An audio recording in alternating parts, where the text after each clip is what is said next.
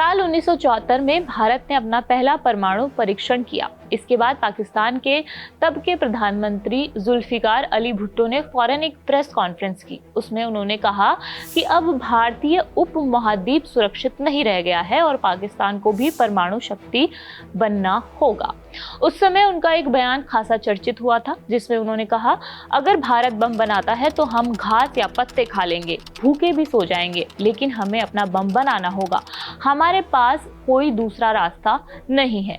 ये बात आज इसलिए हो रही है क्योंकि जियोपॉलिटिक्स के जानकार और वायरल चीनी प्रोफेसर जियांग ज्यूकिन ने परमाणु बम के प्रयोग को लेकर एक दावा किया है।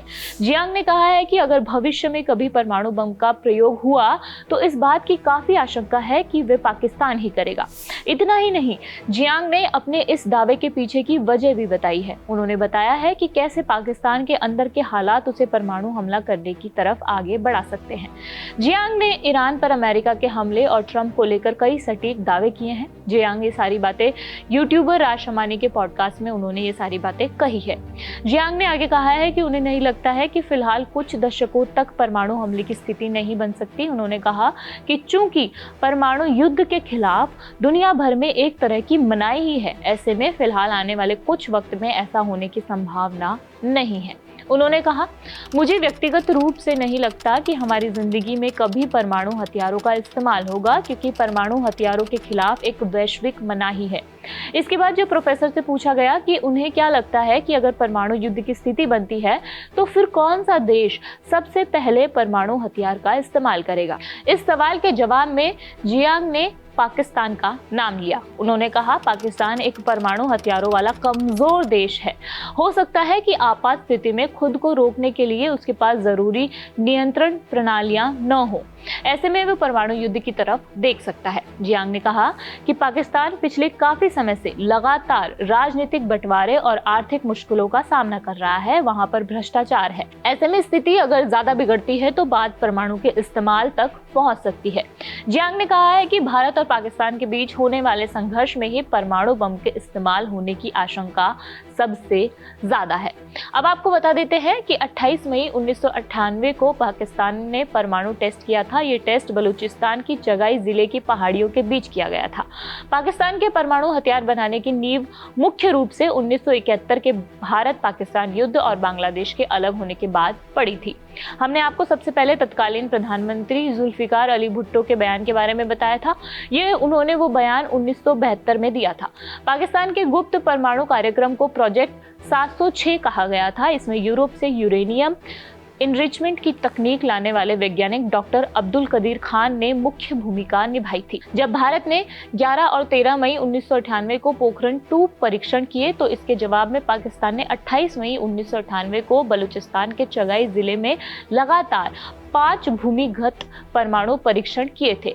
इसके 2 दिन बाद 30 मई को एक और परीक्षण किया गया। पाकिस्तान इस दिन को यौम तकबीर के रूप में मनाता है। अंतर्राष्ट्रीय थिंक टैंक जैसे SIPRI, जिसे Stockholm International Peace Research Institute और FAS Federation of American scientist की रिपोर्ट के मुताबिक पाकिस्तान के पास वर्तमान में अनुमानित 170 परमाणु हथियार मौजूद है। पाकिस्तान ने जमीन, हवा और समुद्र तीनों माध्यमों से परमाणु हमला करने की क्षमता विकसित करने पर जोर दिया है। इसके अलावा पाकिस्तान की परमाणु नीति पर अगर बात करें तो पाकिस्तान की परमाणु नीति दुनिया के बाकी देशों से काफी अलग और आक्रामक मानी जाती है। इसके कई कारण हैं।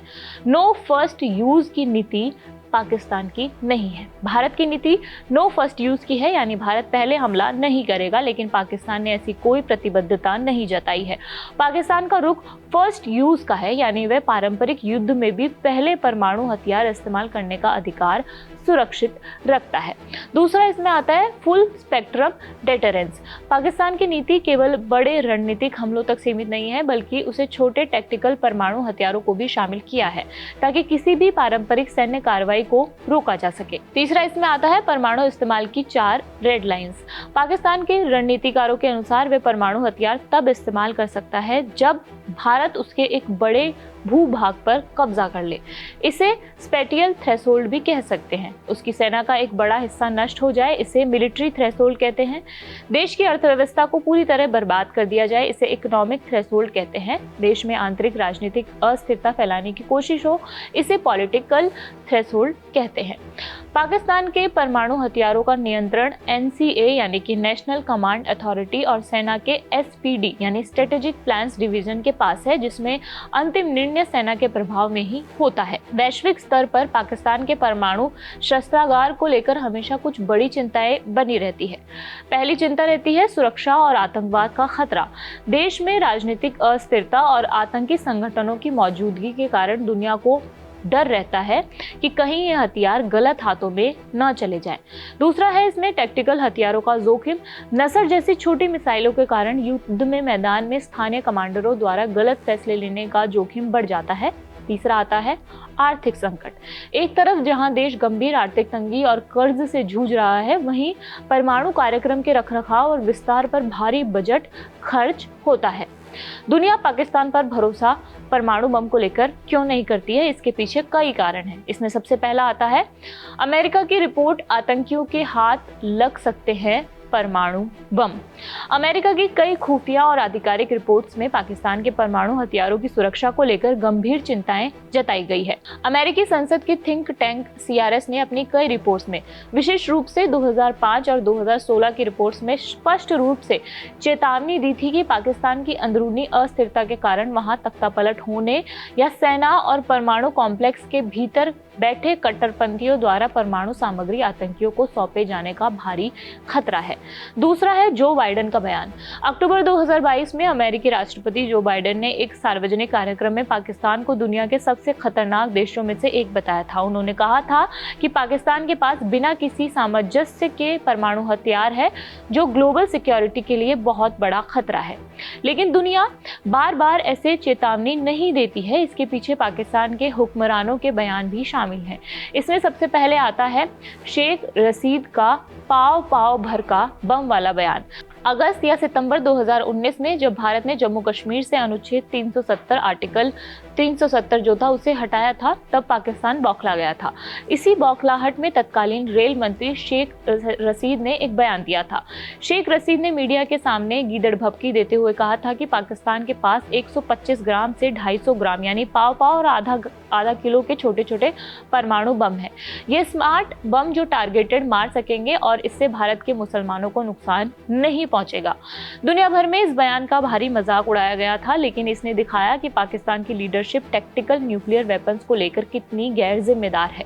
दूसरे नंबर पर है जनरल असीम मुनीर, हम डूबेंगे तो तुम्हें भी ले डूबेंगे वाला उनका जो बयान था। पाकिस्तान के सेना प्रमुख जनरल असीम मुनीर ने हाल ही में अपने अमेरिकी दौरे जो फ्लोरिडा के टाम्पा में पाकिस्तानी अमेरिकियों के एक कार्यक्रम में एक बेहद भड़काऊ उन्होंने बयान दिया था।